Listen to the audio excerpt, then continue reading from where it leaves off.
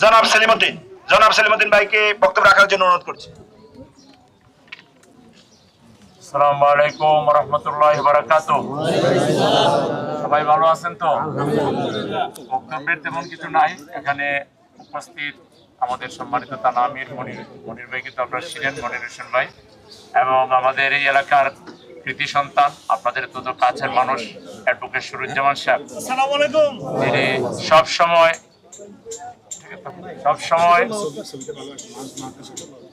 সময় মানুষের কল্যাণে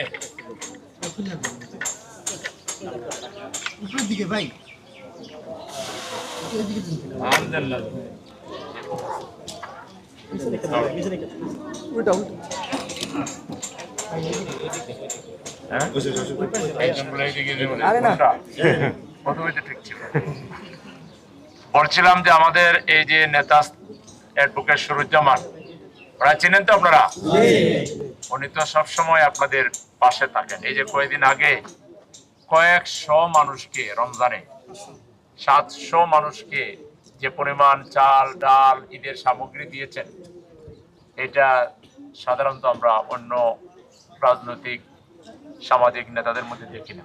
দিলে টুকেন একটু দিয়ে ছবি উঠে চলে যায়। আমাদের দেওয়ার উদ্দেশ্য ছবি তোলা না, আমাদের উদ্দেশ্য হলো মানুষের কল্যাণ করা, মানুষের সেবা করা। মানুষের সেবার মাধ্যমে আল্লাহকে পাওয়া যায়। আল্লাহ হকগুলোকে দুইভাবে ভাগ করেছেন, একটা হলো তার হক আর একটা হলো মানুষের হক। হককুল্লাহ আর হকুল ইবাদ, আল্লাহর হক আর বান্দার হক। আল্লাহর হক নষ্ট হইলে তওবা করলে আল্লাহ মাফ করে দিবে, কিন্তু মানুষের হক যদি নষ্ট হয় তাইলে মানুষ ক্ষমা করে না দিলে আল্লাহ ক্ষমা করে।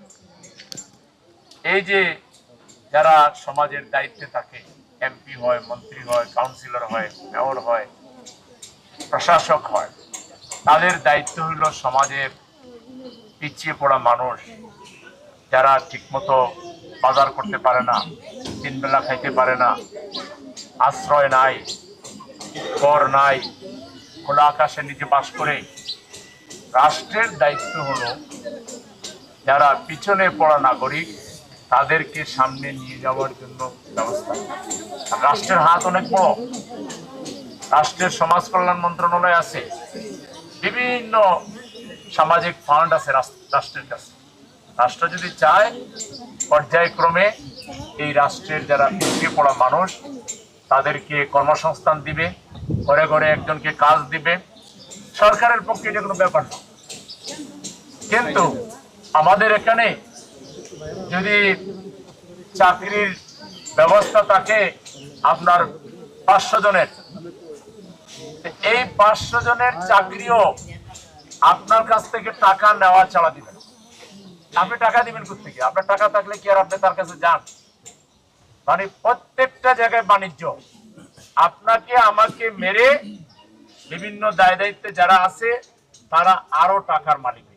ওদের টাকার স্বপ্ন শেষ হয় না, ওদের পেট কখনো ভরে না। আপনি গরিব, আরো গরিব হন, আপনি মরে যান, তার কিছু যায় আসে না। তার আরো দরকার, তার 7 তলা আছে, এখন 14 তলা বানাবে। তার গাড়ি 2টা আছে, সে 5টা বানাবে। বুঝতে পারছেন? এই জন্য এই জাতীয় নেতৃত্ব ভোগবাদী, এরকম বলে ভোগবাদী, যারা খাই শুধু তারা রাজনীতি করে, তারা নেতৃত্ব দেয়, সমাজের মানুষকে লুটপাট করে তারা বড়লোক হবে আর সমাজের গরিব মানুষ আরো গরিব। এই রাষ্ট্রের যে ব্যবস্থাপনা, এর মাধ্যমে গরিব আরো গরিব হবে, ধনী আরো ধনী। আমরা এটা চাই না। আমরা চাই একটা ইনসাফের সমাজ। 7 তলায় যার টাকার অধিকার আছে, যে গাছতলায় তাকে তারও তো খাবার অধিকার আছে, তার সন্তানকে লেখাপড়া করার অধিকার আছে, ঠিক কিনা? এই পরিবারগুলোর চিকিৎসা পাওয়ার অধিকার আছে। এই অধিকার রাষ্ট্রকে দিতেই হবে। এই রাষ্ট্র প্রতিষ্ঠিত না হওয়া পর্যন্ত আমাদেরকে লড়াই আন্দোলন অব্যাহত রাখতে হবে। এই রাষ্ট্র দিতে পারবে, মানবিক রাষ্ট্র দিতে পারবে ইসলাম। ইসলামপন্থী যে রাজনৈতিক দল এদেশে এখন প্রধান বিরোধী দল হয়েছে, কোন দল? দলের নাম কি বলেন? বাংলাদেশ জামাত ইসলামী। এই দলের প্রধানের নাম কি? ডাক্তার শফিকুর রহমান। এই দল যদি বাংলাদেশের পাওয়ারে আসে তাইলে বাংলাদেশ ইনসাফের বাংলাদেশ হবে। বাংলাদেশ থেকে গরিবি দূর হবে, বাংলাদেশ থেকে চাঁদাবাজি দূর হবে, সন্ত্রাস বন্ধ হবে এবং ন্যায় বিচার প্রতিষ্ঠিত হবে।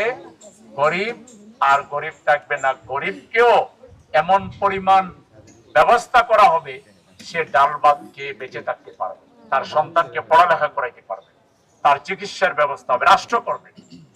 আমরা রাষ্ট্রের ক্ষমতা যদি যেতে পারি, গরিব মানুষের জন্য চিকিৎসা ফ্রি করে, গরিব মানুষদের সন্তানদের লেখাপড়া ফ্রি করে দিব। আপনার একটা ছেলে পড়ালেখা করে সে এমন বড় হবে আপনাকে আর কষ্ট করা লাগবে, কিন্তু এখন আপনার ছেলেকে উঠতে দিবে না। আরে অমুকের ফুল আবার উঠবে কি তা কেটা? এখানে বেইনসাফি চলছে এই রাষ্ট্রের মধ্যে। আমরা এই রাষ্ট্র চাই না, আমরা একটা মানবিক রাষ্ট্র চাই, আমরা একটা কল্যাণ রাষ্ট্র চাই। সেই কল্যাণ রাষ্ট্র, মানবিক রাষ্ট্র প্রতিষ্ঠার সংগ্রাম জামাত ইসলামী করছে। জামাত কোরআন দিয়ে সেই সমাজ কায়েম করবে। কোরআনের আইন যদি দেশে চালু হয়, তাইলে ধনী গরিবের এই যে ব্যবধান, এই যে এখন মানুষের মধ্যে যে হাহাকার, এই যে না পাওয়ার বেদনা, এটা আর তখন থাকবে। আপনারা চান কোরআনের সমাজ, তাইলে জামাত ইসলামীকে সহযোগিতা করবেন। এই যে সামনে এই নেতা আসবে আপনাদের কাছে, তাকে সহযোগিতা করবেন তো ইনশাআল্লাহ? ইনশাআল্লাহ আমরা সবাই মিলে সামনের দিকে এগিয়ে যাব। এই দেশ আমাদের সকলের দেশ, আমাদের প্রিয় বাংলাদেশ। আমরা সবাই মিলেমিশে এই দেশকে গড়ব ইনশাআল্লাহ। এই দেশকে গড়ার ক্ষেত্রে যারা বেশি অগ্রসর থাকবে, আমরা তাদের সাথে থাকবো। এই দেশকে ধ্বংস করার কাজে যারা থাকবে, আমরা তাদেরকে বর্জন করব, প্রত্যাখ্যান করব ইনশাআল্লাহ। তো আজকের এই আয়োজনের জন্য সম্মানিত থানা আমির এবং আমাদের সম্মানিত অ্যাডভোকেট শরীফুজ্জামান সাহেব, জনগণের নেতা সবাইকে এবং যারা আয়োজক আরো এই টিমের সদস্য সবাইকে ধন্যবাদ জানিয়ে, আপনারা রোদের মধ্যে কষ্ট করে আসছেন, আপনাদেরকে আরো বেশি ধন্যবাদ।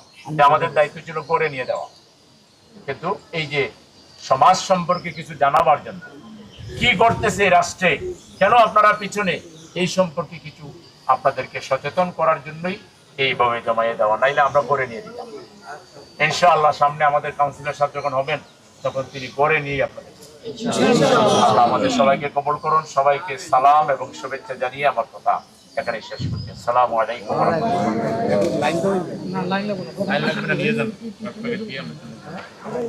জি, এ পর্যায়ে আমাদের সিরিয়াল